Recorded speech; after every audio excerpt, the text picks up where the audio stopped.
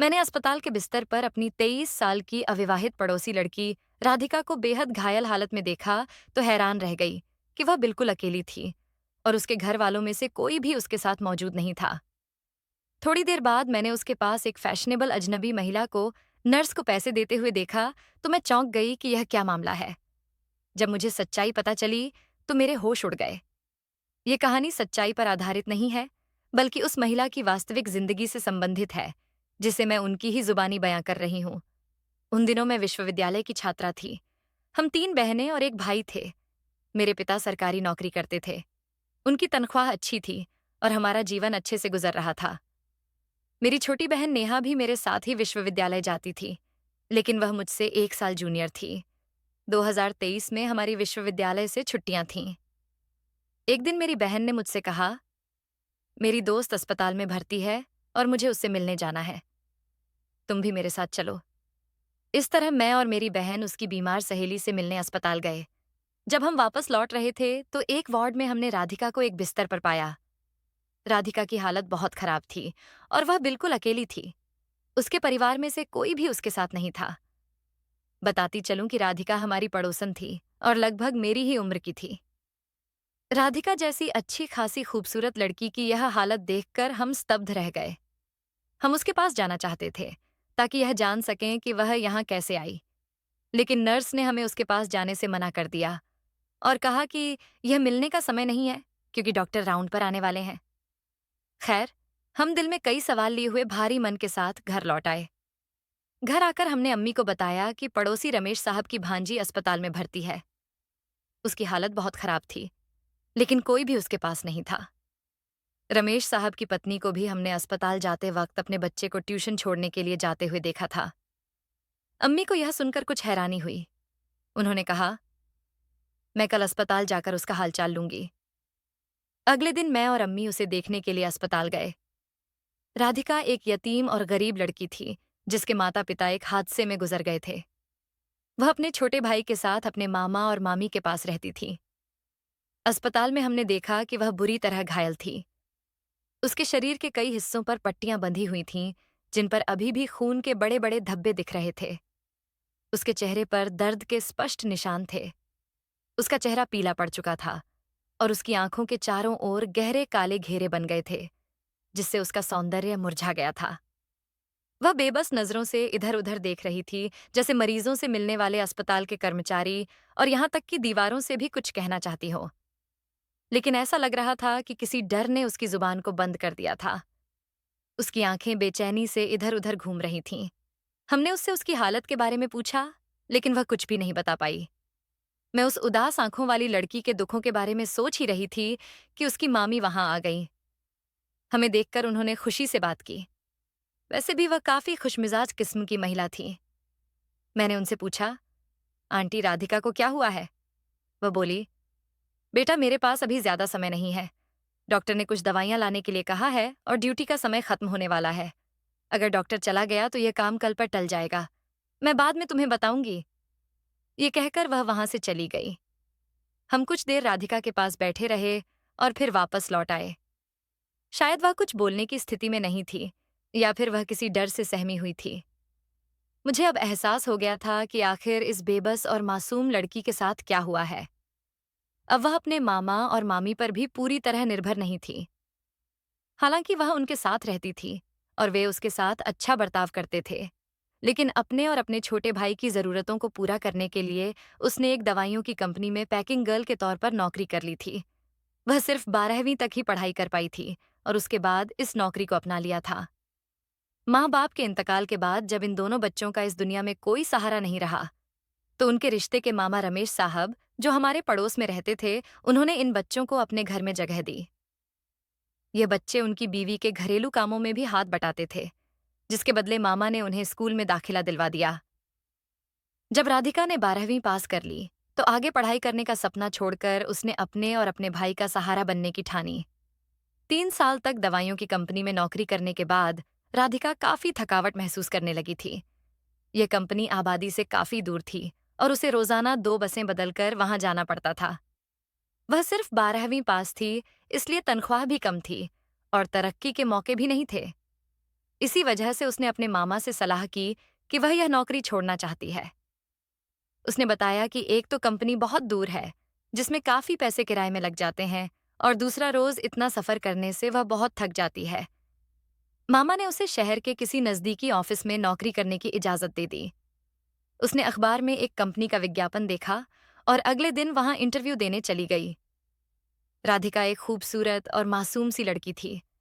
जब उसे इंटरव्यू के बाद नौकरी पर रख लिया गया तो वह बहुत खुश हुई। तनख्वाह अच्छी थी और ऑफिस भी ज्यादा दूर नहीं था। वह कुछ दिनों तक नियमित रूप से ऑफिस जाती रही, लेकिन उसके मामा ने यह पता नहीं किया कि वह किस कंपनी में काम कर रही है और उसकी नौकरी कहाँ है। शुरुआत में राधिका शाम 5 बजे तक घर लौट आती थी, लेकिन धीरे धीरे उसका आना देर होने लगा। पहले वह रात 8 बजे फिर 9 बजे तक आने लगी। इस पर उसकी मामी को चिंता होने लगी। एक दिन उन्होंने उससे इस बारे में बात की।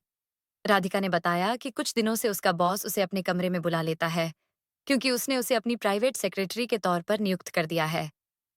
साथ ही उसकी तनख्वाह भी बढ़ा दी है। अब उसकी जिम्मेदारी बॉस के फोन अटेंड करने की हो गई है। इसलिए जब तक बॉस ऑफिस में रहता है, उसे भी वहां रुकना पड़ता है। वह बॉस उसे जल्दी छुट्टी नहीं देता। इस वजह से उसे मजबूरन देर तक रुकना पड़ता है। घर लौटने में भी देरी हो जाती है, क्योंकि उसकी तनख्वाह अब पहले से अधिक हो गई थी और इतनी अच्छी नौकरी पाना उसके लिए मुश्किल था, इसलिए वह यह नौकरी छोड़ना नहीं चाहती थी। जब उसे पहली तनख्वाह मिली तो उसने आधी तनख्वाह अपने पास रखी और आधी अपने मामा को दे दी। अगले महीने भी उसने अपनी आधी कमाई अपने पास रखी और आधी अपने मामा को दे दी। मामा, जो अब इतनी सारी रकम पाकर खुश थे, राधिका से बहुत खुश रहने लगे। उन्होंने उसकी इज्जत बढ़ा दी और अब उस पर रोक टोक भी खत्म कर दी। उनके दिल में जैसे अब लालच बढ़ता जा रहा था। उन्हें अब राधिका से नहीं, बल्कि उसकी कमाई से लगाव हो गया था।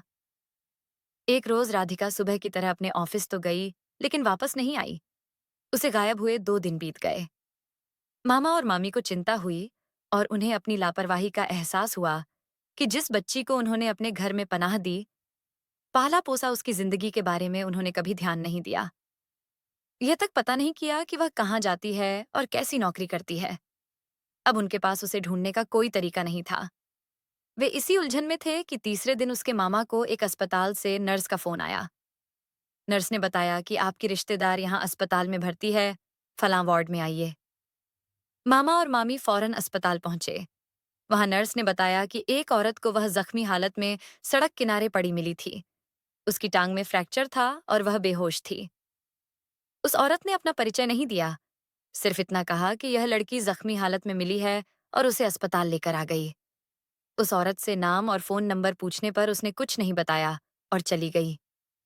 जब राधिका को होश आया, तब उसने ही हमें आपका नंबर दिया। अगर वह नंबर न देती तो शायद हमें पुलिस को सूचना देनी पड़ती। फिलहाल पुलिस को इस मामले से दूर रखा गया है। अब आप खुद इससे पूछें। मामा और मामी हैरान और परेशान थे कि आखिर राधिका के साथ क्या हुआ। वे बारी बारी से अस्पताल में उसके पास रहते थे। पता नहीं राधिका ने उन्हें क्या बताया। जब वह ठीक हो गई तो रमेश साहब उसे अस्पताल से घर ले आए। राधिका को घर लाने से पहले मैं और अम्मी एक बार और अस्पताल गए थे। उस समय उसके पास कोई भी मौजूद नहीं था। मामा अपने ऑफिस में थे और मामी घर आ गई थीं। हमें देखते ही उसकी मायूस और बुझी हुई आंखों में चमक पैदा हो गई। यकीनन उस दिन वह हमें बता देती कि उसके साथ क्या हुआ है। इस बार उसने अपने होंठ खोले ही थे कि एक मेकअप किए हुए नरम चेहरे वाली औरत वार्ड में दाखिल हुई। फिर वह उसकी ओर चली गई। वह औरत कुछ देर तक नर्स से बात करती रही। फिर उसने राधिका की ओर इशारा करते हुए नर्स से कुछ कहा और उसकी मुट्ठी में कुछ पैसे दिए। इसके बाद वह वहां से चली गई। लेकिन मैंने देखा कि उस औरत को देखते ही राधिका का रंग उड़ गया था। उसकी बुझी हुई आंखों की चमक जो हमें देखकर लौटी थी, अचानक ही खौफ के अंधेरों में डूब गई। हमारा ख्याल था कि शायद वह डर इस वजह से था कि वह उसी औरत की कार से टकराकर सड़क पर गिरी थी। मैं अभी इस बारे में सोच ही रही थी कि तभी वार्ड का कर्मचारी आ गया और कहने लगा कि मुलाकात का समय खत्म हो गया है। हमें वहां से जाना पड़ा और मैं राधिका के दिल की वह बात नहीं जान सकी जो वह मुझसे कहना चाहती थी। वह बात उसके दिल में ही रह गई। इसके बाद हमें बस इन रहस्यमय हालात की खोजबीन में लगे रहना पड़ा, जिनकी वजह से राधिका इस स्थिति में पहुंची थी। अनगिनत सवाल मेरे मन में उठ रहे थे। उस रहस्यमय औरत की पहचान क्या थी जिसे हमने देखा था? राधिका उसे देखकर इतना डर क्यों गई थी? और उस औरत ने आखिर नर्स को इतनी रकम क्यों दी थी? घर लौटकर भी राधिका ने हमें या अपनी किसी और सहेली को कुछ नहीं बताया। न जाने क्यों उसकी जुबान जैसे बंद हो गई थी। उसके मामा मामी ने भी हर बात को अपने दिल में दबा लिया और इस राज पर पर्दा डाल दिया। सिर्फ यही कहते थे कि एक हादसा हो गया था। शुक्र है कि यह मिल गई और आगे भी भगवान इसे जिंदा सलामत रखे। मजीद चर्चा में क्या कहें? बेटियां तो घर की इज्जत होती हैं। खुदा हर किसी की बेटी की हिफाजत करे। एक बार मेरे पिताजी ने रमेश साहब से बात की थी। उन्होंने कहा था कि अगर आपने किसी के खिलाफ कार्रवाई करनी है तो मैं आपके साथ हूं। इस पर रमेश साहब ने जवाब दिया, भाई साहब मेहरबानी इस बात को भूल जाए। इसी में हमारी बेहतरी है। अगर हमने बात को हवा दी तो यह हमारे और हमारी भांजी के हक में अच्छा नहीं होगा। आप तो जानते हैं कि जुल्म करने वाले हमेशा बासर होते हैं और उनके हाथ लंबे होते हैं, जबकि हम सफेद पोश लोग हैं। हमारे लिए तो यही बहुत है कि हमारी लड़की हमें मिल गई है और हम रुसवाई से बच गए हैं। रमेश साहब का यह जवाब सुनकर मेरे पिताजी खामोश रह गए। कुछ दिनों बाद रमेश साहब, जो बरसों से हमारे पड़ोसी थे, अचानक घर बेचकर कहीं और चले गए। फिर उनसे हमारा कोई संपर्क नहीं रहा। धीरे धीरे हम भी अपनी अपनी जिंदगी में मसरूफ हो गए और राधिका के किस्से को भूलने लगे। 2024 में एक रोज मेरी एक पुरानी क्लास फेलो निशा मुझे सदर बाजार में मिली। वह एक सरकारी स्कूल की टीचर थी। सलाम दुआ के बाद जब मैंने उससे पूछा कि कहाँ जा रही हो, तो उसने बताया कि वह अस्पताल से अपनी सहकर्मी की तबीयत पूछकर आ रही है। मैंने कहा, अच्छा। उस वक्त हम दोनों जल्दी में थे। मैंने उससे कहा कि किसी दिन मेरे घर आना, फिर बातें करेंगे। मैंने उसे अपना फोन नंबर और घर का पता लिखकर दे दिया। बहुत दिन गुजर गए, लेकिन उसका फोन नहीं आया। फिर एक दिन वह अचानक हमारा घर ढूंढती हुई आ पहुंची। हम बहुत दिनों बाद मिले थे, इसलिए दोनों बहुत खुश हुए। वाकई किसी पुराने दोस्त से मिलने की एक अनोखी खुशी होती है। मेरी बहन नेहा चाय बनाकर ले आई। मैं और निशा सुकून से बैठकर बातें करने लगे और पुराने दिनों की यादें ताज़ा करने लगे। बातों बातों में मैंने उससे पूछा, तुमने हमारे घर आने में इतनी देर क्यों कर दी? मैं तो बहुत दिनों से तुम्हारे इंतजार में थी। उसने बताया कि असल में हमारे पड़ोस में कुछ समय पहले नए लोग आए थे। उनकी लड़की से मेरी काफी दोस्ती हो गई थी। वह काफी खूबसूरत और अच्छी लड़की थी, मगर अफसोस कि अब उसकी मौत हो चुकी है। उसकी मौत पर मैं कई दिनों तक उदास रही। इसी वजह से तुमसे नहीं मिल सकी। उसने लड़की का नाम राधिका बताया तो मेरे कान खड़े हो गए। मैंने पूछा, क्या वह रमेश साहब की भांजी थी जिसका तुमने जिक्र किया है? वह बोली, हाँ, रमेश साहब ही है उनका नाम। मगर तुम उसे कैसे जानती हो? मैंने बताया कि वह लोग पहले हमारे पड़ोस में रहते थे, लेकिन फिर मकान बेचकर कहीं और चले गए। राधिका से मेरी भी अच्छी दोस्ती थी। मैंने उससे पूछा, क्या हुआ था उसे? पहले भी एक बार वह अस्पताल में भर्ती हुई थी, मगर हमें नहीं पता चला था कि उसके साथ क्या हुआ था। वह कहने लगी, पहले वाली घटना उसने मुझे खुद बताई थी, क्योंकि वह अक्सर मेरे पास आया करती थी। मेरी और उनकी दीवार साझी थी, तो मैं भी कभी कभी उसके पास चली जाती थी। पहले की घटना यह थी कि बेहतर नौकरी की तलाश में वह एक प्राइवेट कंपनी के बिजनेस ऑफिस में काम करने लगी। दरअसल उसके बॉस को वह पसंद आ गई थी। इसी वजह से उसे इतनी अधिक तनख्वाह की पेशकश की गई, जिससे वह खुश हो गई और बिना सोचे समझे नौकरी स्वीकार कर ली। लेकिन उसके बॉस की नीयत अच्छी नहीं थी। ऑफिस टाइम के बाद भी वह उसे अपने कमरे में बिठाए रखता था। वह बेवकूफ और अनुभवहीन लड़की अपने बॉस को खुश करने की खातिर उसकी हर बात मान लेती थी। एक दिन जब ऑफिस में सबको छुट्टी हो गई और सिर्फ बॉस वहां बचा, तो उसने किसी को फोन किया। कुछ देर बाद लोग वहां आ गए। बॉस ने राधिका को बताया कि वह उन लोगों के साथ एक मीटिंग के लिए जा रहा है और उसे भी घर छोड़ देगा, क्योंकि काफी देर हो गई थी। राधिका को कार में बिठा लिया गया, लेकिन वे लोग उसे कहीं और ले गए। 2 दिन तक 4 लोग उसकी इज्जत को अपने कदमों तले रौंदते रहे। आखिर तीसरे दिन किसी तरह उसे वहां से भागने का मौका मिल गया। हालांकि बॉस के आदमियों ने उसका पीछा किया ताकि उसे फिर से पकड़ सकें, लेकिन उसी समय सड़क पर एक कार से टकराकर वह गिरकर घायल हो गई। उस कार में एक मर्द और औरत सवार थे। वे कार से बाहर निकले तो पीछा करने वाले लोग उन्हें देखकर भाग गए। वह लोग घायल लड़की को अस्पताल ले आए, लेकिन वे इस मामले में खुद को शामिल नहीं करना चाहते थे। कुछ दिन बाद उन मियाँ बीवी की विदेश की फ्लाइट थी। उन्होंने राधिका को अस्पताल पहुंचाकर गुमनामी अपना ली ताकि कहीं किसी परेशानी में न फंस जाए। होश आने पर राधिका ने नर्स से अपने मामा को फोन कराया और इस तरह वह अपने घर लौट सकी। हालांकि उन 2 दिनों में उस मासूम लड़की पर उन निर्दयी और व्यभिचारी लोगों ने क्या क्या जुल्म ढाए, यह बयान करना भी मुश्किल है। उसने इस बारे में अपनी मामी के सिवा किसी और से कुछ नहीं कहा और मामी ने भी परिवार की इज्जत की खातिर इसे छुपा लिया। उस मासूम लड़की के साथ जो कुछ हुआ उसे शब्दों में बयान करना जरूरी नहीं, एक इशारा ही काफी है। लेकिन उसके बाद जो हुआ वह भी कुछ कम दर्दनाक नहीं था। इन दिनों वह अपने मामा मामी के घर पर रह रही थी। निशा ने बताया कि एक दिन उसने मुझसे कहा, मैं बेरोजगारी से तंग आ चुकी हूँ। मामा और मामी का व्यवहार भी अब मेरे साथ पहले जैसा नहीं रहा। बेहतर होगा कि तुम मुझे उस स्कूल में हेल्पर टीचर की नौकरी दिलवा दो जहां तुम पढ़ाती हो।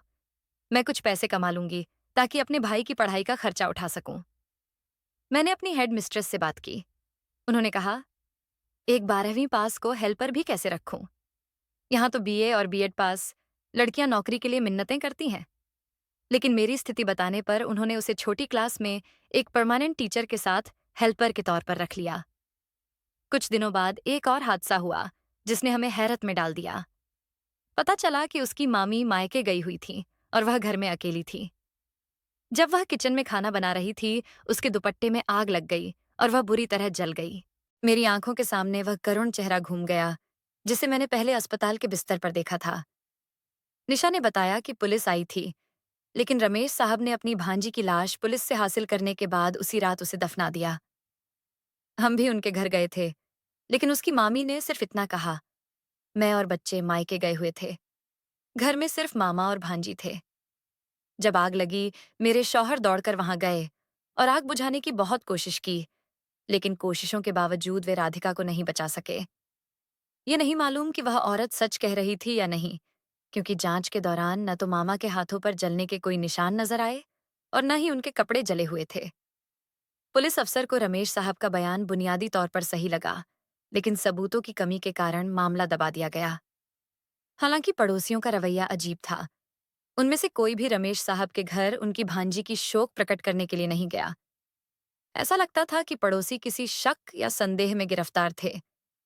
निशा का कहना था कि हम सब सोचते थे कि जब राधिका को आग लगी तो उसने आवाज क्यों नहीं निकाली। किसी ने उसकी हल्की सी चीख तक नहीं सुनी। हालांकि मरने से चंद घंटे पहले मेरा छोटा भाई रमेश साहब के घर कुछ देने गया था। उसने बताया कि घर के अंदर से राधिका के बिलक बिलक कर रोने की आवाज आ रही थी। वह बिना दरवाजा खटखटाए ही लौट आया और अम्मी को बताया। लेकिन अब्बू ने अम्मी को उस वक्त वहां जाने से रोक दिया और कहा, उनके घर के मामलों में दखल देने की क्या जरूरत है। काश अब्बू अम्मी को उस वक्त वहां जाने देते। मुमकिन है जब आग लगी तब वह अकेली हो और उनके मामा बाद में वहां पहुंचे हों। निशा ने अफसोस करते हुए कहा, काश मेरी अम्मी उस गरीब का आखिरी दुख सुन लेती।